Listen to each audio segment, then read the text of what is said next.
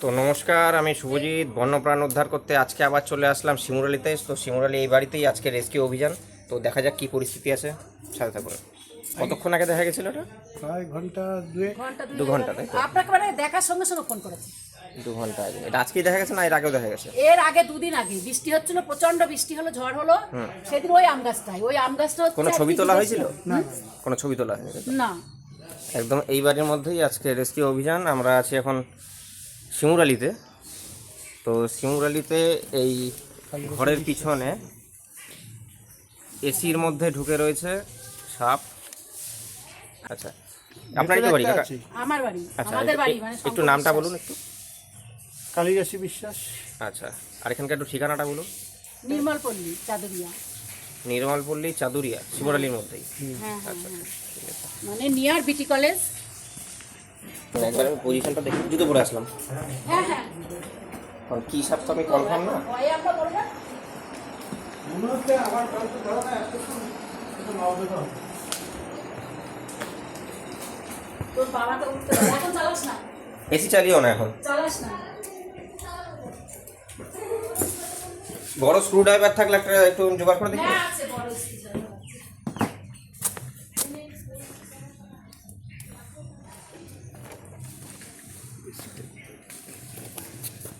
এটাই এই যে এই যে দেখা যাচ্ছে মুখটা বেরিয়ে আছে। পড়ে যাবি। না রে পড়বো না। এই যে মুখ বেরিয়ে আছে, ও ধরে ফেলেছে কি দিও? হাত দিয়ে। আরে বাবা, হাতে টিকটিকি না। যাসনি। তো একদম এসির ভিতরে একটা রয়েছে, আরও দেখা গেছে আরও ভিতরে আছে। এখন এসির ভিতরের টা খুলে দেখা যাবে। হ্যাঁ, তোমাদের ওই যে গাছে ছিল সেই সাপ এসিতে ঢুকেছে, ঘরে ঢুকেছে। কি জানি বেতাজরা আসে আবার, কি জানি না। যাই হোক, বাবা কি করে ধরলো? এই সরে সরে। আমরা আমার কোনো ভয় নেই, এটাই আমার ভয় আছে। আমার বিশাল ভয়। হয়ে গেছে দাদা। তো আপনারা দেখতে পাচ্ছেন আমার হাতে যে সাপটি রয়েছে, এটি হচ্ছে আমাদের গ্রাম বাংলার খুবই পরিচিত একটা সাপ। এটা হচ্ছে বেতাচড়া, অনেক জায়গায় বলে জিংলা বোড়া। তো এটা হচ্ছে আমাদের গ্রাম বাংলার বেতাচড়া, ইংলিশে বোনসব্যাক ট্রি স্নেক, সাইন্টিফিক নাম হচ্ছে ডেন্ড্রেলাফিস ট্রিস্টিস। তো সাপটি দেখে রাখুন ভালোভাবে, এটাতে ভয়ের কোনো কারণ নেই। এটা সম্পূর্ণ নির্বিষ, একটি ট্রি স্নেক প্রজাতির একটি সাপ। এরা গাছে গাছে ঘুরে বেড়ায়, গাছে ছোট ছোট গিরগিটি, টিকটিকি ইত্যাদি পাখির বাচ্চা খেয়ে থাকে। তো এর থেকে ভয়ের কোনো কারণ নেই। বাইরে যেরকম প্রচণ্ড গরম, আমরা নিজেরা নাজেহাল হয়ে যাচ্ছি। এসিটা ঠান্ডা পেয়েছে, একটুখানি আশ্রয়ের জন্য আপনার বাড়িতে উঠে এসছে। এরা যাবে কোথায়? প্রকৃতিতে যেরকমভাবে সমানে জঙ্গল কাটা পড়ছে, সব জঙ্গল কাটা পড়ছে, এদের প্রাকৃতিক পরিবেশটা নষ্ট হচ্ছে, ঠিক আছে? তো এরা কি করছে? তখন বাসস্থানের জন্য অথবা খাদ্যের জন্য মানুষের বাড়িতে উঠে আসছে। সবটা দেখে রাখুন, এর থেকে ভয়ের কোনো ব্যাপার নেই। বা বাংলায় বলে বেতাছড়া। বেতাছড়া কেন বলে? এই সরু বেতের মতন কালার এবং বেতের মতন আকৃতি। আর ব্রোঞ্জ ব্যাক বলার কারণ হচ্ছে যে পিঠের যে উপরের দিকটা, এটা হচ্ছে পুরোটা ব্রোঞ্জের মতো তামাটে রঙের। আর এই পার্সোনালি এই সাপটা আমার খুব পছন্দের একটা সাপ। কারণ হচ্ছে এই সাপগুলো রেগে গেলে এদের যে গলাটা আছে, এদের মাংসপেশিটাকে এরা ফুলিয়ে ফেলে অনেক। এটা একটা গাঢ় নীল একটা আভা দেয়, যার জন্য এই সাপটা আমার পার্সোনালি খুব একটা পছন্দের সাপ। প্রকৃতির এরাও অঙ্গ, এদেরও বেঁচে থাকার অধিকার আছে।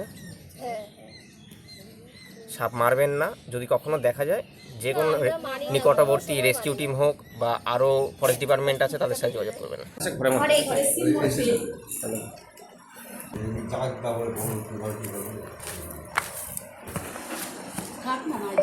না না, বিছানায় উঠতেই হবে। ওখানে বিছানায় তো জুতো পরে ওঠে, বিছানায় তো জুতো পরে ওঠে সম্ভব না। না কোনো দরকার নেই। একদম ঘরের মধ্যে দেখতে পাচ্ছেন, ঘরের মধ্যে একটা এসির মধ্যে দেখা গেছে একটা রয়েছে, আর একটা এসির যে বাইরের আউটলেট আছে ওখান থেকে একটা রেস্কিউ করা হয়েছে, দুটো রয়েছে। বাইরে যেভাবে প্রকৃতিতে গরম, এরা কি হয় ঠান্ডা জায়গার উদ্দেশ্যে বা এখন হচ্ছে মিটিং সিজন, ডিম পাড়ার জন্য এরা একটা জায়গা খোঁজে। এসির আউটলেটের পাইপ দিয়ে এখানে ঠান্ডা জায়গা ওরা চলে এসছে। প্রকৃতিতে যেভাবে এদের বাসস্থান কাটা হচ্ছে, সমানে জঙ্গল কেটে গাছ কেটে পরিষ্কার করে ফেলা হচ্ছে, এরা যাবে কোথায়? এরা তখন আশ্রয়ের জন্য অথবা খাদ্যের জন্য মানুষের বাড়িতে উঠে আসছে। তখন এটাকেও বের করা যাক।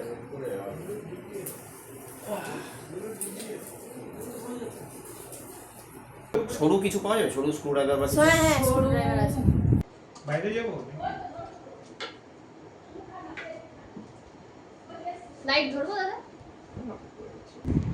দেখা যাচ্ছে? দেখো এই দেখো, তুমি বিশ্বাস করছিলে না না?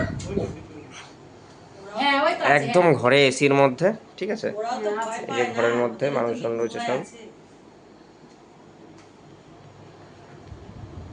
ফিমেলি তাহলে আমরা ঠিকই ওই বলছি। দেখ আমরা বলেছি, দেখেছিস? আমিও সেদিন বলেছি। আমিও বললাম ওই না ধরে ফেলেছে। যে ওরা কেন ও ধরতে পারেনি। ছাড়া ছাড়া থাকছে না, ওরা একসঙ্গে কেন থাকছে? এ একটু মোটা, স্বাস্থ্যবান আমার মতো।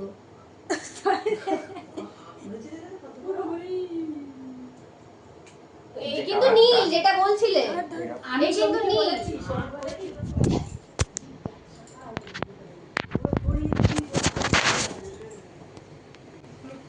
এই ভিডিও কর আমাদের।